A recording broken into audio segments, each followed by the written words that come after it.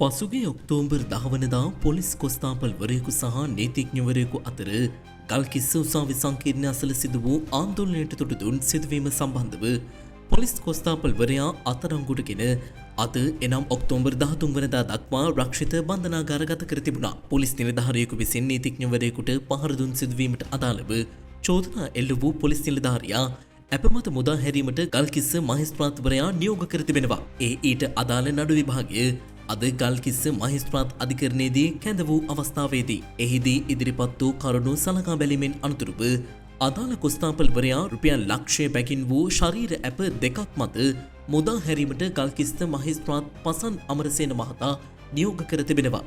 මෙහිදී පොලිසිය විසින් අදාළ සිද්ධිය වූ අවස්ථාවේදී නීතිඥ ගුණරත්න වන්නිනායක මහතා අසභ්‍ය වචනෙන් පොලිස් කොස්තාපල්වරයාට බැනවැතීම සම්බන්ධයෙන් තවත් බී වාර්තාවක් මගින් අධිකරණයට කරුණු වාර්තා කර තිබුණා.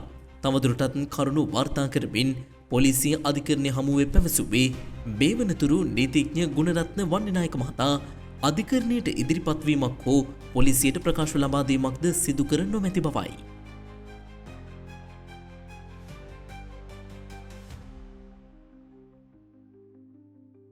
VSL YouTube නාලිකාව VSL අදම සබස්ක්‍රයිබ් කරන්න.